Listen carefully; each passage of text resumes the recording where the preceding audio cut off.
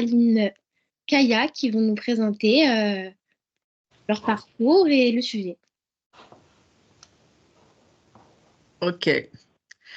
Donc, nous allons vous présenter cette animation Sexisme au travail, qui est un extrait, une version très courte de l'animation que nous réalisons dans les entreprises dans le cadre de sensibilisation et de formation contre le sexisme.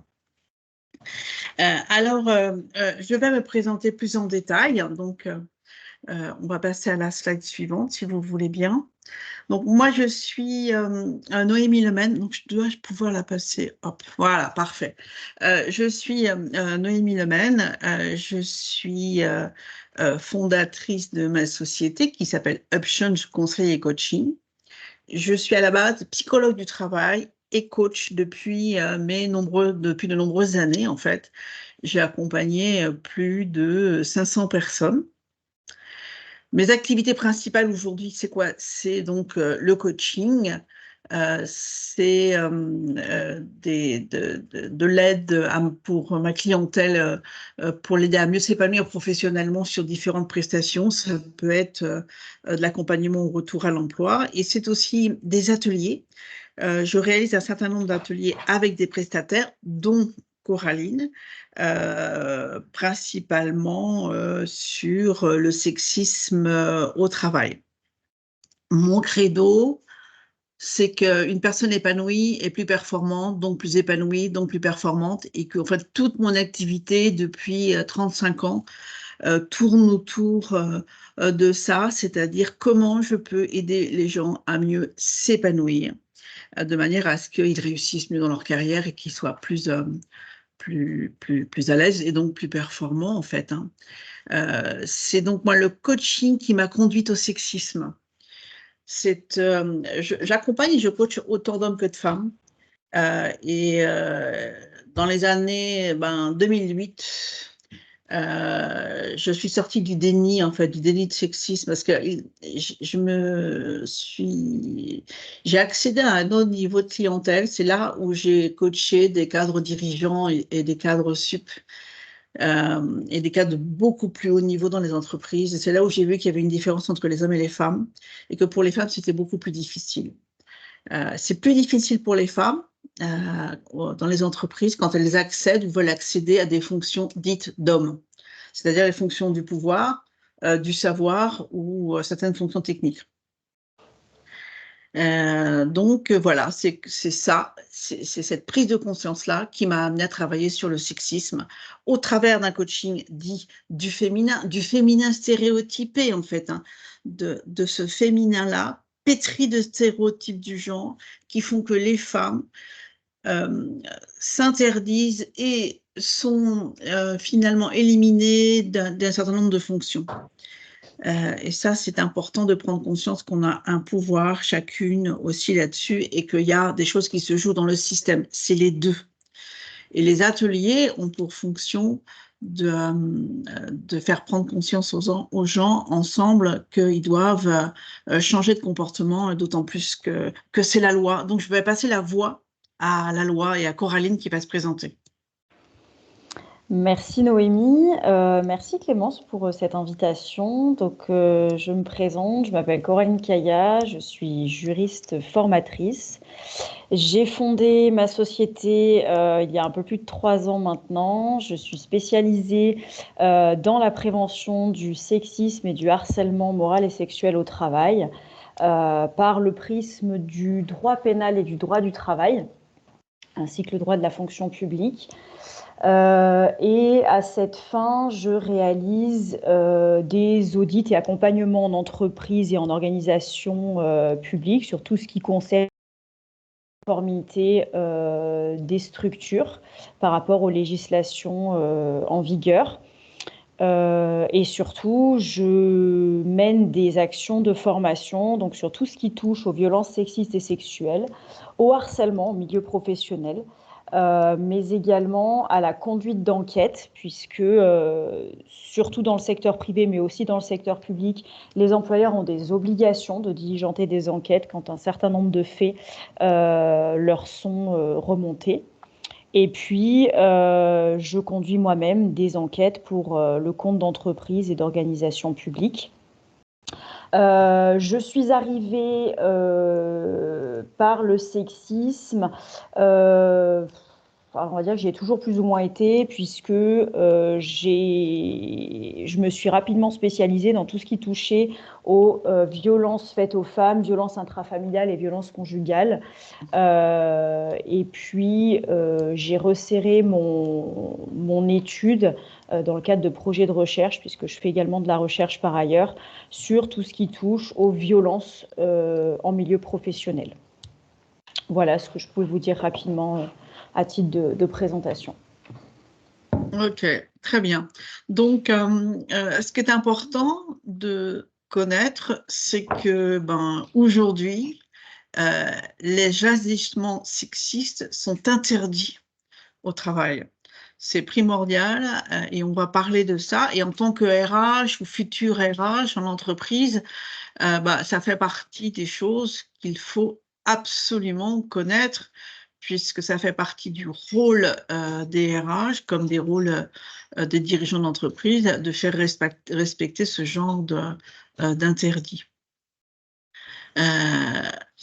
Alors, quelles sont les obligations des entreprises? Je vais laisser Coraline reprendre la parole. Je te remercie.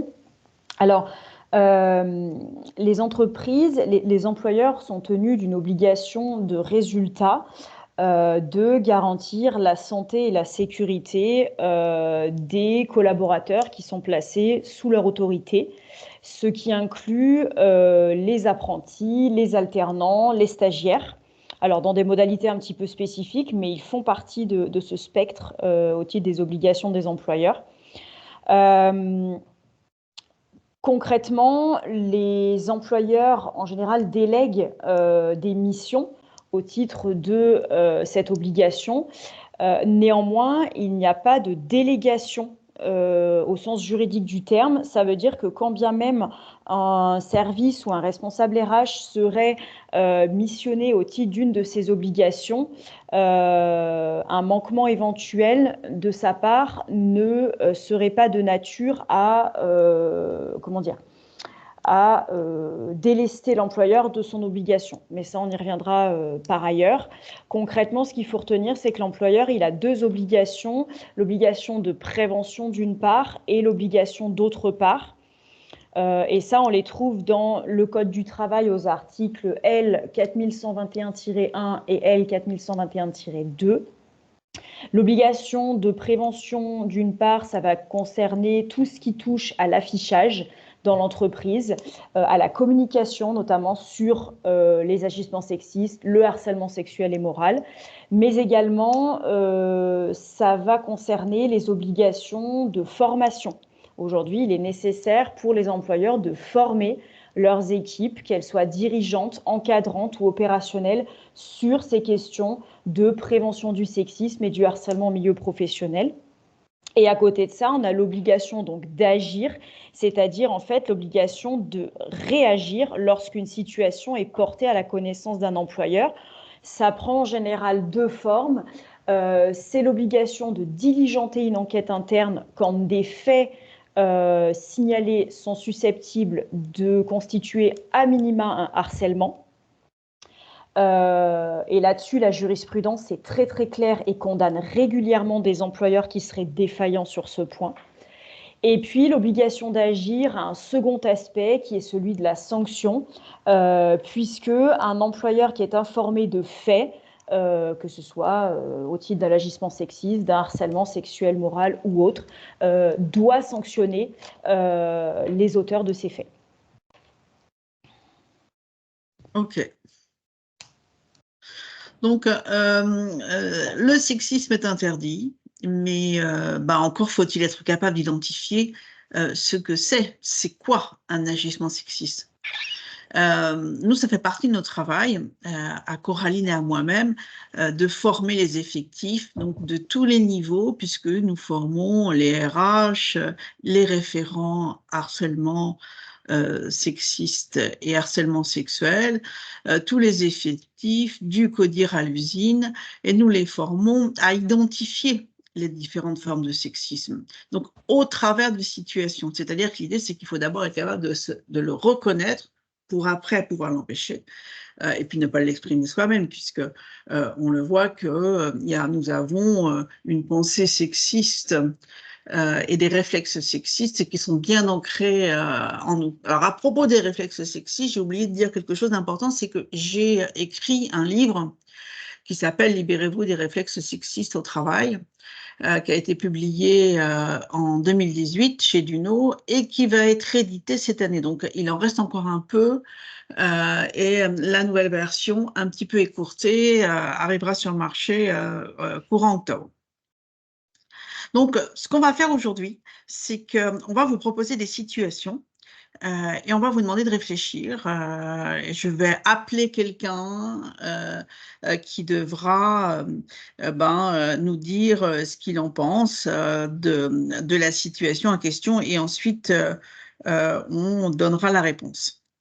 Donc, voici la première situation et je vais appeler Abigail Dumas, donc pour qu'elle ouvre son micro et sa caméra et qu'elle nous lise cette situation. Alors, donc, situation 1, vous êtes RH et vous entendez deux managers échanger devant vous à la machine à café. Tu sais pourquoi les gens préfèrent faire des bonhommes de neige plutôt que des bonnes femmes de neige? Non, parce que ça prend trop de temps de vider la tête. Et les deux éclatent de rire. Qu'en pensez-vous et quelle est votre réaction? Alors, Abigail, je vais vous demander de réfléchir et vous pouvez choisir quelqu'un dans la liste pour avoir un dialogue devant nous et vous dire ce que vous pensez de ça et on vous laisse 1 ou 2 minutes pour en discuter. Alors, est-ce que quelqu'un veut se porter volontaire? Choisissez, ça ira plus vite. D'accord, dans ces cas-là, je vais choisir Ameline, si ça te va. Oui, pas de problème. Merci. Alors, donc du coup, qu'est-ce que tu penses de cette situation et comment tu réagirais, enfin, si je te disais une phrase de ce genre? Déjà, moi, le premier truc qui m'interpelle, c'est le terme bonne femme, qui est hyper péjoratif, à mon sens. Et après, ma réaction, c'est sexiste. Après, c'est toujours où est-ce qu'on met la limite, notamment dans le milieu professionnel, de où est l'humour, où n'est plus l'humour. Ça, c'est aussi, je pense, un gros sujet. Et voilà, que je peux en penser. Je suis totalement d'accord avec toi, donc je te rejoins sur ce point-là. D'accord, vous êtes d'accord toutes les deux? Oui, après, il faut quand même essayer de voir quelle est l'entente entre les deux managers. Est-ce que vraiment il y a un lien où c'est qu'ils ont un lien très proche entre eux, ou alors c'est quelque chose où c'est enfin, il n'y a pas vraiment d'entente amicale en tant que telle. Ça peut être une phrase un peu déplacée, ou alors c'est leur humour à eux qui sont comme ça. Si c'est entre deux hommes, c'est entre un homme et une femme, c'est visé pour la femme. Enfin, c'est des situations qui pourraient être différentes en fonction de l'interlocuteur en face. Mais dans tous les cas, le fond de la situation peut être léger et un petit peu sexiste sur les bords, oui, effectivement. Ok, alors je vais laisser Coraline répondre en fait à cette double question. D'abord, qu'est-ce que c'est, qu'est-ce qu'on en pense, et puis quelle doit être la réaction de quelqu'un, notamment un RH en fait. Merci. Alors, ce que vous venez de soulever, c'est notamment tout ce qui touche à la subjectivité, c'est-à-dire la façon différente que des personnes peuvent percevoir d'une situation. Alors oui, ça pourrait être un des moyens d'appréhender cette situation. Néanmoins, c'est pas comme ça que la loi est venue fixer les contours, puisqu'en fait, elle est très très claire sur ce type de propos. C'est un agissement sexiste. Alors, la loi ne parle pas de sexisme en tant que tel. Elle parle d'agissement sexiste dans le Code du travail et d'outrage sexiste dans le Code pénal. C'est quoi? En fait, ce sont des agissements, propos, comportements, attitudes qui vont être liés au sexe d'une personne et qui ont pour objet ou pour effet, cette partie de la phrase est très importante, de porter atteinte à la dignité ou de créer un environnement intimidant, hostile, dégradant, humiliant ou offensant. Alors, la partie de la phrase importante, c'est ayant pour objet ou pour effet, et ça, la jurisprudence n'a de cesse de le souligner, c'est ce qui va permettre de caractériser ou non une intention. L'agissement qui a pour objet de porter atteinte à la dignité ou de créer un environnement intimidant, c'est un agissement dans lequel on a l'intention de. Alors qu'un agissement dans lequel qui a simplement pour effet de porter atteinte à la dignité, ça exclut l'intention. Pour autant, on va considérer qu'on est malgré tout dans ce que la loi considère comme étant un agissement sexiste. Et alors, quand vous posez la question de savoir quelle est l'entente entre les deux personnes, on est sur la partie première de la conséquence qui est mentionnée là dans la phrase, c'est-à-dire que si les deux personnes sont consentantes, il n'y aurait a priori pas d'atteinte à la dignité. Oui, mais néanmoins, c'est susceptible de créer un environnement intimidant, hostile, dégradant, humiliant ou offensant. Et à ce titre, l'employeur est tenu d'intervenir pour ce type de fait. On va plutôt être sur des mesures de formation, des actions de sensibilisation pour rappeler que les agissements sexistes sont interdits au travail. Et on le voit dans l'historique et la chronologie depuis environ une dizaine d'années, où on a une législation de plus en plus importante sur cette question, avec un renforcement des sanctions, mais aussi des mesures au titre de la prévention. Et puis, depuis une loi de août 2021 qui est entrée en vigueur en 2022, on a ce qu'on appelle donc la pénalisation du sexisme répété. Ça veut dire quoi? Ça veut dire que 2 agissements sexistes sont désormais constitutifs dans le secteur privé de harcèlement sexuel. Alors, je ne sais pas si c'est quelque chose que vous aviez en tête, mais concrètement, ça veut dire que ça va très vite. À partir de la 2e remarque, à partir de la 2e blague graveleuse, du 2e commentaire sur le physique, bref, à partir du 2e agissement, on est déjà dans du sexisme pénalisé, et donc pénalisé à quel titre? Au titre du harcèlement sexuel que l'on va revoir après. Alors, on va passer à une deuxième situation. Je vais demander à Claire Derelat-Periam de nous la lire, s'il vous plaît. Oui, bien sûr. Lors d'une réunion de service qui réunit des managers hommes et la RH Isabelle, le DRH demande: dis donc Isabelle, tu veux bien nous faire un café? Est-ce un Oui. agissement sexiste ou une simple demande? Claire, choisissez quelqu'un d'autre dans la liste pour discuter avec vous de cette question. Alors, je vais demander. Je regarde.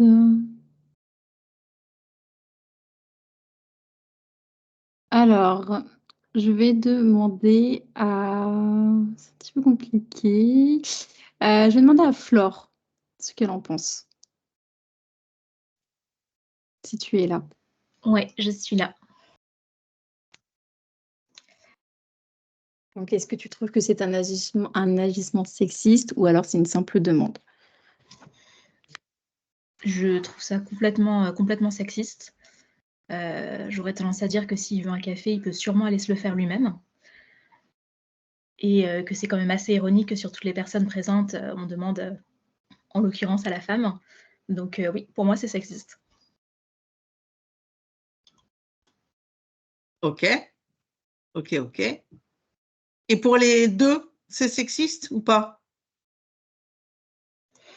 C'est pas sexiste, mais j'aurais tendance à considérer qu'à partir du moment où une personne veut un café, encore une fois, elle peut très bien aller se le faire et elle n'a pas besoin de demander à quelqu'un d'y aller à sa place, en fait. Ok. C'est pas sexiste pour vous, mais c'est de l'abus de pouvoir, c'est ça ou...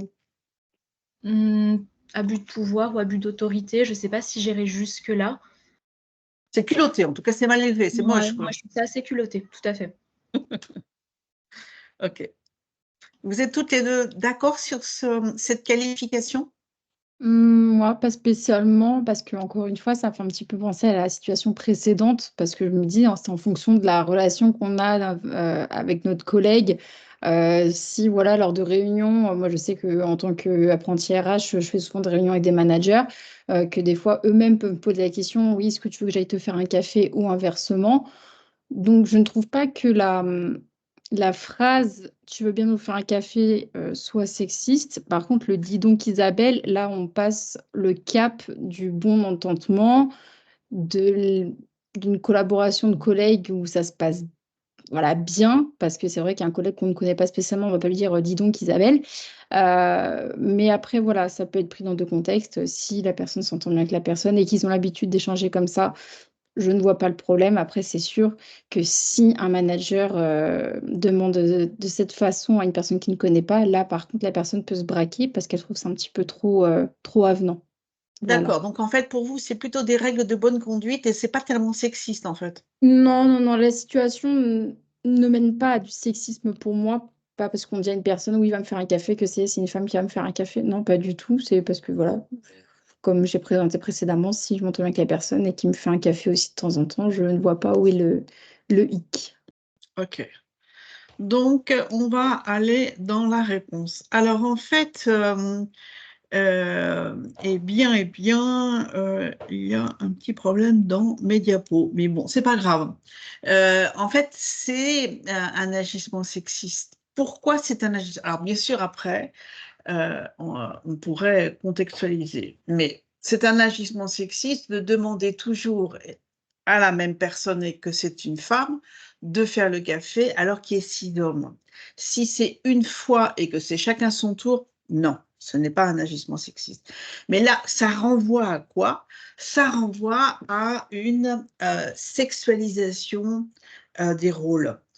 En fait, ça renvoie à l'idée que les femmes auraient des fonctions spécifiques qui seraient notamment les tâches domestiques, faire le café, faire la cuisine, s'occuper des enfants, etc.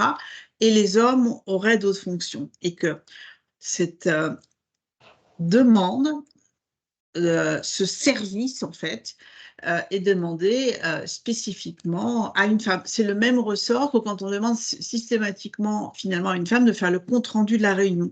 C'est-à-dire qu'on va leur confier certaines tâches domestiques ou subalternes, c'est-à-dire des tâches qu'on a hiérarchisées, qu'on a rétrogradées dans la hiérarchie des tâches, et ça tombe tout le temps sur elle. Pourquoi, en fait? Parce que du point de vue psychologique, alors on a vu la définition du sexisme du point de vue juridique, mais ça renvoie à quoi, du point de vue psychosociologique, le sexisme? Pour bien comprendre ce qu'est le sexisme, moi je vous propose de retenir une formule très courte qui le résume très clairement. C'est l'expression sexe faible et sexe fort, qui résume toute l'idéologie sexiste. C'est-à-dire qu'il y a un sexe qui est fort par nature et un sexe qui est faible par nature.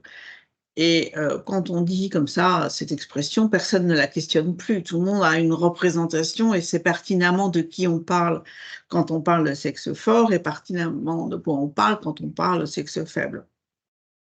Donc ça nous indique bien que, c'est une habitude de dire les choses, qu'elles sont vraiment ancrées dans notre esprit et que c'est une idéologie qui est basée sur les stéréotypes du genre. Qui sont en fait des éléments constitutifs du sexisme. Et donc, ce qu'il faut retenir, c'est que oui, c'est une situation de sexisme et que c'est important d'en parler, de la questionner au travail, surtout quand on est RH, parce que là, il y a une responsabilité supplémentaire puisqu'on va être là pour s'occuper des ressources humaines, des relations humaines, et que les relations n'ont pas à être sexistes, en fait. Et qu'il faut retenir aussi que quelqu'un s'en plaigne ou pas, les agissements sexistes sont interdits au travail. Comme vous l'a expliqué tout à l'heure, Coraline, c'est que même si vous assistez à la scène de l'extérieur et que la jeune personne ou la femme va chercher le café, n'empêche qu'on peut à un moment dire, tiens, la prochaine fois, qui va aller chercher le café et pourquoi est-ce que c'est toujours elle qui va chercher le café? En tout cas, c'est important de questionner et de ne pas laisser faire ces choses-là, puisqu'en fait, on est tous acteurs ou complices ou victime, parce qu'on ne peut pas se contenter d'être simple spectateur dans l'entreprise. On est forcément là pour agir à son niveau. C'est important de retenir ces points-là. Est-ce que vous avez des questions? Oui, au niveau des questions, je vous propose de les noter dans le chat si vous avez des questions. À la fin, s'il nous reste du temps, on s'attardera sur les questions. Donc, on passe à la question numéro 3, à la situation numéro 3, si vous voulez bien. Je vais demander à Anaëlle de la lire. Oui, Anaëlle, beaucoup. oui, David, le style de vêtements que porte aujourd'hui de sa collègue, il lui dit qu'il la trouve particulièrement jolie avec ce look. Apprécie, il manque le mot apprécie. Pardon. Ah. David apprécie le style de vêtements que porte aujourd'hui sa collègue. Oui, David apprécie le style de vêtements que porte aujourd'hui sa collègue. Il lui dit qu'il la trouve particulièrement jolie avec ce look. Commet-il un acte sexiste? Vous allez choisir quelqu'un pour en parler.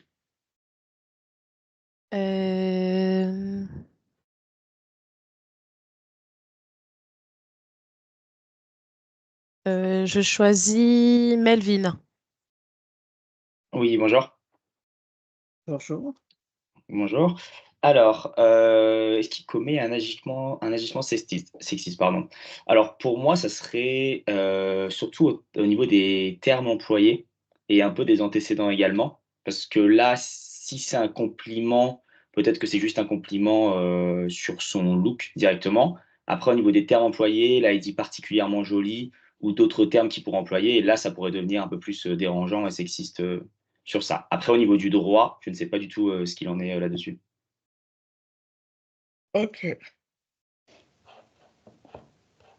Ok, alors effectivement, là, au vu des informations qu'on a dans la situation, c'est juste un compliment, d'accord? Et dans ce cas-là, c'est parfaitement autorisé.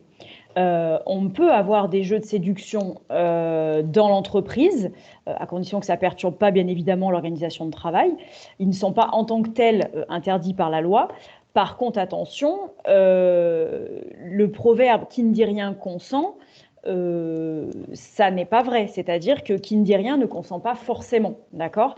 Et dans la grande thématique des violences sexistes et sexuelles, c'est encore plus vrai. Et à ce titre, il convient d'être particulièrement vigilant aux réactions, aux absences de réaction que les personnes à qui s'adresse ce type de compliments ont ou n'ont pas. Alors, à ce propos, on l'a déjà un petit peu évoqué tout à l'heure, on a grandi dans un univers, une société qui est sexiste en elle-même, et on est tous sexistes à plus ou moins fort niveau. Moi, je vais vous donner une situation qui m'est arrivée sur exactement la situation là de l'exemple. Un jour, j'avais une stagiaire à qui, un matin, je fais un compliment en lui disant qu'elle avait une super jolie jupe. En fait, ma stagiaire s'est complètement figée et elle n'a rien dit et elle a tourné les talons et elle est partie. Moi, il n'y avait aucune intention malveillante, bien au contraire. Néanmoins, j'ai bien compris que elle n'avait pas eu l'air d'apprécier l'interaction. Et puis, je me suis dit qu'elle n'avait peut-être certainement pas envie de recevoir ce type de commentaire de la part d'une supérieure.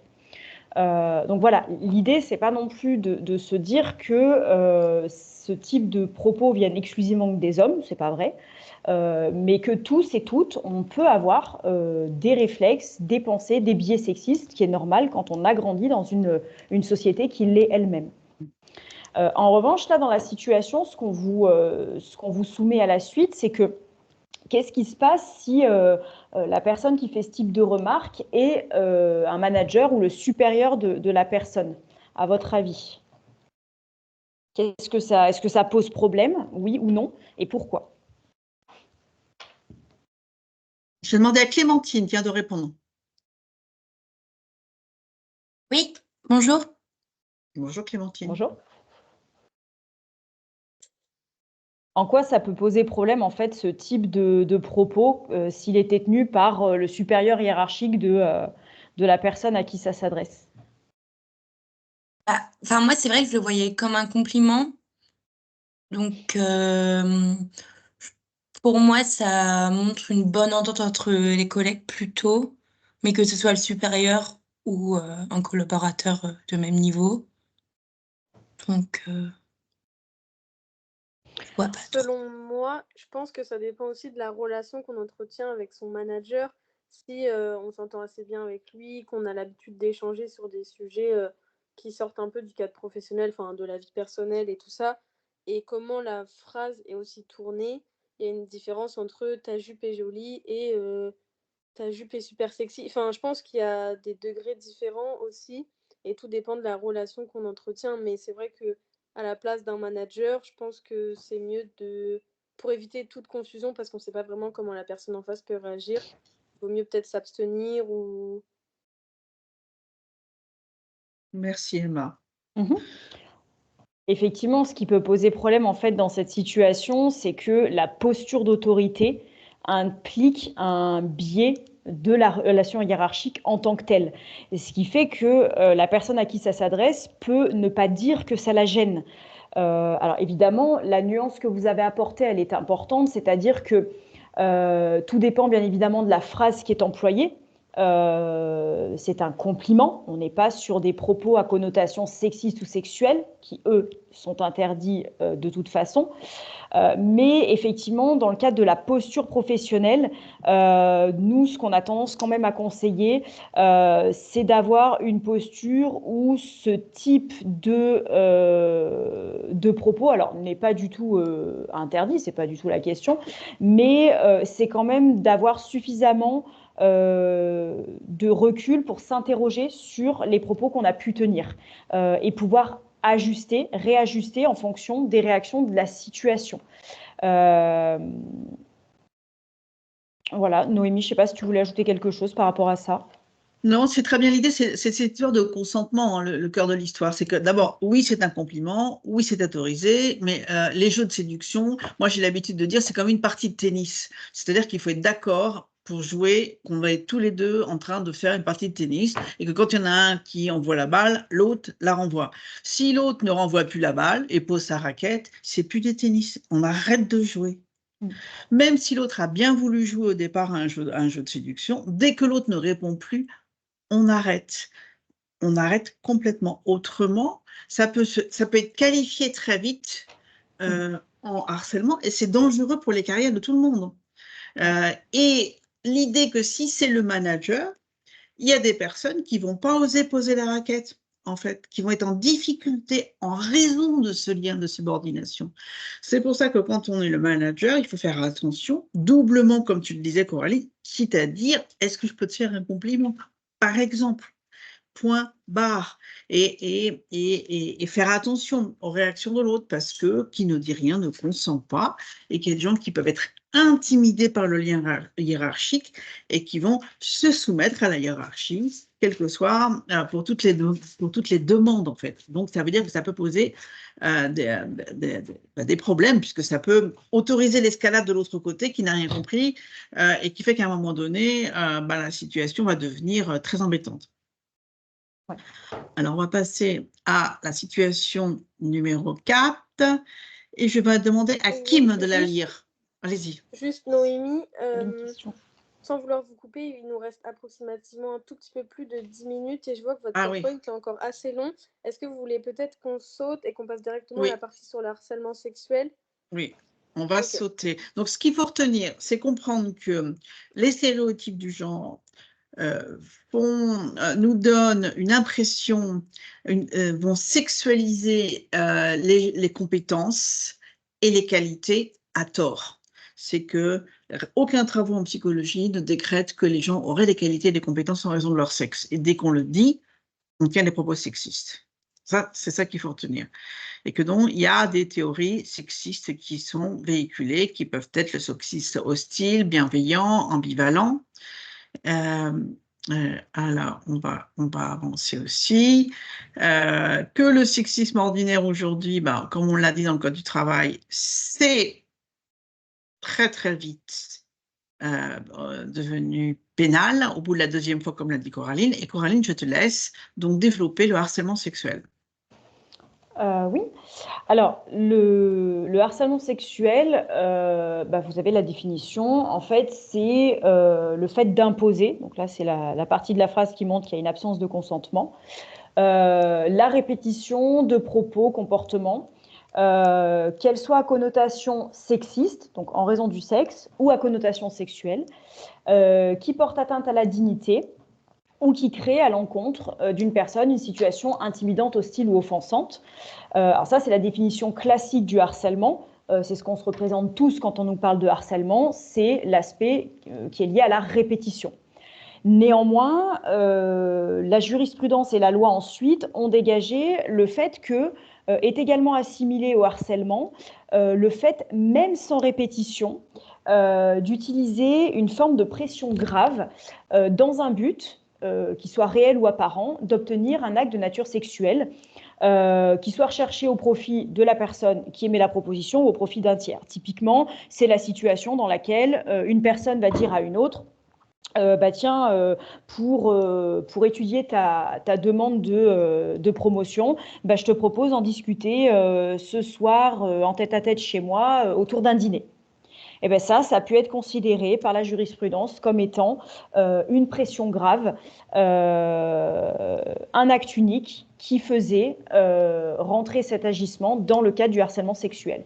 Alors même que la personne avait expliqué qu'il n'y avait aucun but recherché de nature sexuelle derrière, néanmoins, d'où la formulation, dans le but réel ou apparent d'obtenir un acte de nature sexuelle.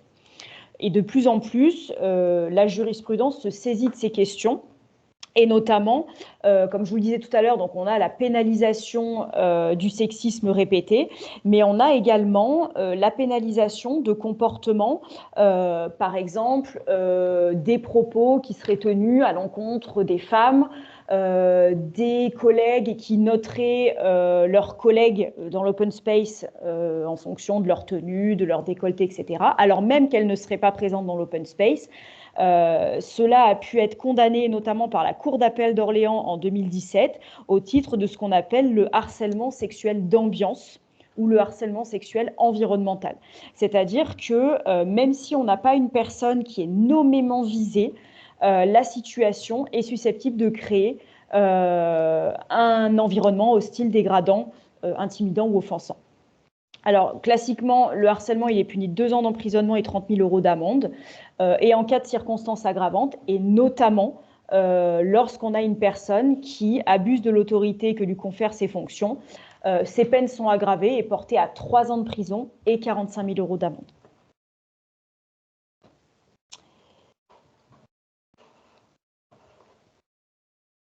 Paul arrive. Oh non, mais je vais demander à quelqu'un de le lire. Tiens, je vais demander à Anaïs. Alors, Paul arrive dans l'open space et Aurélie, assise à son poste de travail, lui tourne le dos. Paul approche doucement et dépose des baisers dans le cou d'Aurélie. Surprise, celle-ci sursaute violemment, ce qui fait beaucoup rire Paul ainsi que d'autres collègues.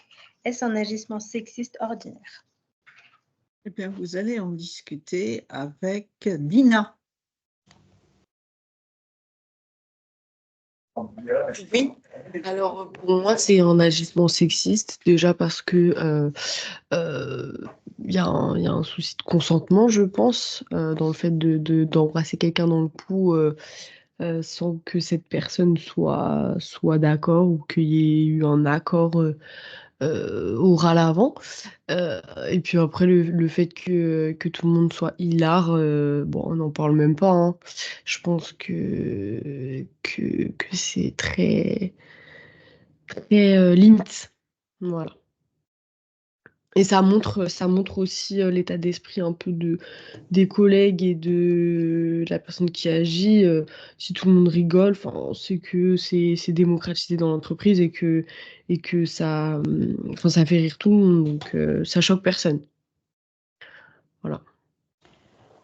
Alors là, la particularité dans cette situation, c'est qu'on a la notion de contact, ce qu'on n'avait pas jusque-là dans les situations qu'on vous a présentées. Et à partir du moment où on est dans des situations de contact, il faut être assez vigilant. Là, la situation, elle peut caractériser ce qu'on appelle non pas un agissement sexiste, mais une agression sexuelle.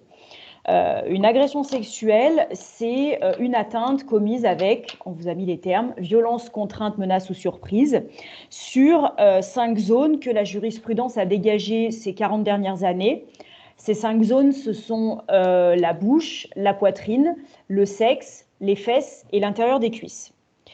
En dehors de ces 5 zones, on ne peut pas considérer qu'on est dans une agression sexuelle, sauf que depuis 3 ans environ, la jurisprudence a étendu son périmètre d'appréhension d'agression sexuelle en expliquant que, en dehors de ces 5 zones, on pouvait être dans le délit d'agression sexuelle en fonction de la situation.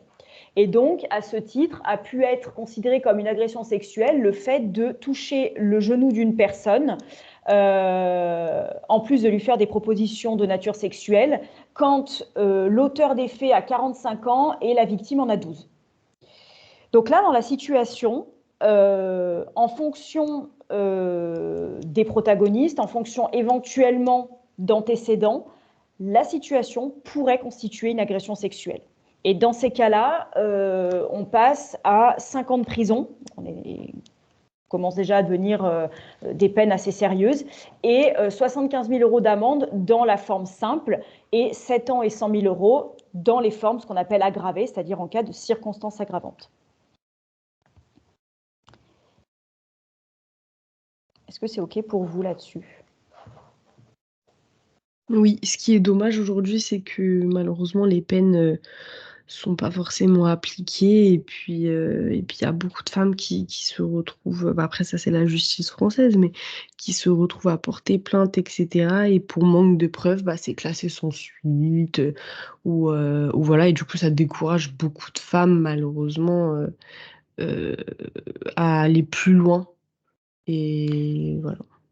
Alors effectivement, le gros souci en fait dans l'appréhension judiciaire des violences sexistes et sexuelles, que ce soit au travail ou pas, c'est pas tellement la question des lois, parce que globalement dans l'arsenal juridique français, on a tout ce qu'il faut. À peu de choses près, il est quand même très très abouti. C'est pas tellement la question des lois, c'est plutôt l'application. Et en fait, c'est là qu'on se rend compte que la justice et tous ces acteurs sont sexistes et reproduisent des stéréotypes sexistes qui empêchent de véritablement pouvoir sanctionner et appréhender ce type de fait. Effectivement, vous avez raison. J'avais juste une question, moi, excusez-moi, par rapport aux 5 zones que vous avez citées. Est-ce que ce serait possible de les reciter? Bien sûr. Vous avez la bouche, Oui. la poitrine, le sexe, les fesses et l'intérieur des cuisses. D'accord, merci beaucoup. Je vous en prie.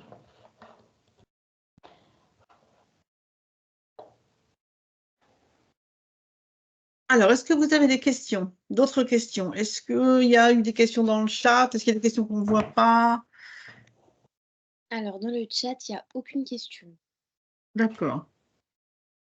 Très bien. Ah, nous avons une main qui se lève de Anaëlle. Bon, Anaëlle, on vous écoute. Oui, j'avais 2 questions. La première, c'est par rapport aux compliments. On n'est pas rentré forcément en détail, mais si les compliments sont répétitifs, est-ce que du coup ça peut être à caractère du coup d'harcèlement ou pas? Je te laisse répondre, Coralie. Ça dépend. En fait, tout dépend de la situation. Est-ce que... alors, déjà, s'ils sont mal reçus, vous avez déjà votre réponse. C'est-à-dire que si ce sont des compliments qui créent un malaise, une situation, reprenez le texte, hostile, intimidante, dégradante ou offensante, on va être déjà dans du harcèlement sexuel. Après, si la situation ne pose pas de difficulté pour la personne qui les reçoit, néanmoins, il faut être vigilant parce qu'elle peut susciter un malaise chez d'autres personnes. C'est ce que je vous ai expliqué tout à l'heure au titre de ce qu'on appelle le harcèlement sexuel d'ambiance. Et donc, nous, le conseil qu'on donne dans ce type de situation, c'est de suggérer à l'employeur de mettre en place, non pas une sanction, mais des actions au titre de la prévention et de la formation. En fait, pour permettre de sensibiliser les personnes sur ces sujets, pour les amener à se questionner sur leurs propres pratiques, et puis aussi, ce que vous disiez tout à l'heure, en fait, se poser la question de qu'est-ce qu'on fait dans le cadre du travail, quelle est ma posture professionnelle. Voilà. Est-ce que c'est professionnel au travail de faire un compliment comme ça en passant parce que voilà, cette personne-là est bien habillée, que je trouve que c'est important. Voilà, je lui dis parce que voilà, ça me fait plaisir, terminé, on en reste là. Ou est-ce que c'est quelqu'un qui est toujours dans cette optique-là? Nous, on avait une situation comme ça avec Noémie, d'une personne qui faisait systématiquement des compliments aux femmes. Elles sont toutes belles, elles sont toutes merveilleuses. Sauf qu'en fait, même si en apparence, ça peut être bienveillant, ça peut néanmoins, déjà, c'était du sexisme bienveillant, et puis ça peut induire chez certaines personnes un malaise et créer un environnement hostile, dégradant, intimidant ou offensant. Donc à ce titre, en tant qu'employeur et en tant que RH, nous, on conseille quand même d'être vigilant et de pouvoir axer sur la formation pour permettre aux personnes de prendre conscience autant que possible, de leurs réflexes et de leurs biais sexistes. Ok, très bien. Et justement, en termes de formation, si on a une situation justement qu'on souhaiterait gérer en interne, en entreprise, côté RH, comment former justement tous les collaborateurs? Parce que c'est vrai qu'on est, imaginez que c'est une grande entreprise et que tout le monde justement puisse prendre le message et que certains ne se disent pas, moi je ne suis pas concernée, je ne fais pas certainement de blagues ou autres, je ne ferai pas d'agression sexuelle. Comment faire en sorte, quel serait le moyen efficace pour que justement toutes les personnes soient intéressées et se sentent concernées par cette formation? Nous, ça dépend des cas, mais ce qu'on recommande, c'est d'abord que les cadres dirigeants soient formés. Parce que si on fait une formation, une sensibilisation à des gens et que leur patron, leur manager tient des propos ou des comportements sexistes, ça perd complètement de son intérêt. Donc déjà, il faut que le board, il faut que les cadres dirigeants aient bien compris et comprennent bien les choses. Souvent, on commence par là.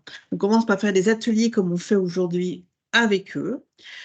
Et puis, quelques temps après, on va prendre d'autres personnes, alors, soit dans des conférences, ça nous est arrivé sur des conférences sur 300 personnes, par exemple, comme on fait aujourd'hui avec vous, sauf qu'il y a 300 personnes dans la salle, et que là, on explique, on répond aux questions, et on forme les gens, ou alors des ateliers, comme on fait. Et on fait aussi des ateliers du masculin, c'est du masculin stéréotypé en fait. C'est-à-dire que nous avons repéré qu'après avoir fait ce type de formation, il arrive dans les entreprises des phénomènes de backlash. C'est-à-dire que moi, j'ai une DRH qui m'a raconté il y a eu un séminaire après notre atelier. Donc, les gens, ce sont les personnes du CODIR qui sont en séminaire et qui ont tout eu un atelier comme nous avons réalisé avec vous. Et la DRH, la seule femme du CODIR, a subi des comportements complètement sexistes, comme à un moment donné, pour mieux se connaître les uns et les autres, il a été question de parler de ses loisirs et qu'elle a dit qu'elle adorait l'équitation. Elle a eu des commentaires depardiesques, si j'ose dire, de ce style à la Depardieu, de la part d'hommes du CODIR civilisés, diplômés, d'excellent niveau. Et ces commentaires l'ont impactée émotionnellement bien profondément. Elle a été déstabilisée. Et c'est là où on s'est dit qu'il fallait faire un travail spécifiquement sur le masculin. Et j'organise des ateliers dédiés aux cadres dirigeants hommes. Toujours, pourquoi cadre dirigeant? Parce qu'il faut commencer par le haut. Parce que, ce qui n'empêche pas qu'il faudrait le faire, bien entendu, aux autres hommes qui auraient ces comportements-là, parce que dans certains milieux, il y a une espèce de style de masculinité valorisé qui consiste justement à humilier les femmes. Et là, donc, nous organisons des ateliers avec Coraline et avec une troisième personne, Piotr, qui est un coach qui s'occupe et qui a une clientèle essentiellement masculine et qui est un ancien moine bouddhiste et sociologue de formation et qui les aide en fait à se transformer, c'est-à-dire à changer réellement de comportement et à changer de mode de pensée, parce que la difficulté que nous avons, c'est qu'il s'agit de changer de mode de pensée et de travailler nos identités, parce que il y a des identités masculines, c'est-à-dire qu'il y a des hommes qui se sentent hommes en ayant des comportements de ce type. Et si on les empêche de les exprimer, alors on a l'impression qu'on les dévirilise, qu'on leur fait du mal. Donc c'est là où il y a un travail à faire pour qu'ils puissent accepter ce type de message sans compenser, sans tout d'un coup qu'il y ait un effet d'un retour de bâton pour se montrer encore plus viril, puisque de temps en temps on les empêche. Donc, pour faire un travail de transformation un peu plus en profondeur. Donc, pour répondre à votre question, c'est attaquer sur plusieurs rangs, commencer par le plus haut, et ensuite, l'idée, c'est que ce sont aux cadres dirigeants de transmettre le message et de faire leur job de manager. Hein. Et aux RH, très important, les dirigeants et les RH. Parce que les RH aussi ont un rôle particulier sur ce sujet. Merci beaucoup.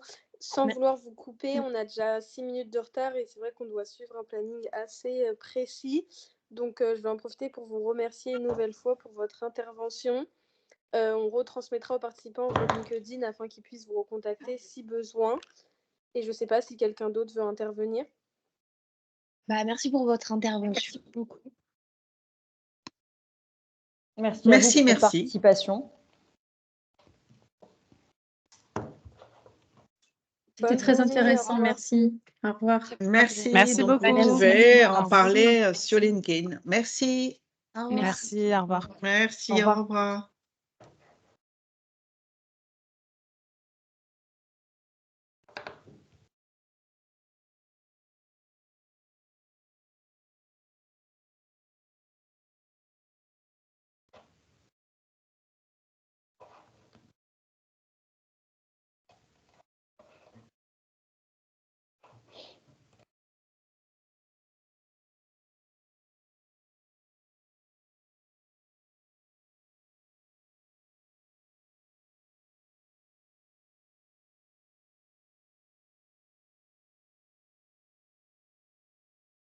Bon, je pense que tout le monde est en train de partir. Hop.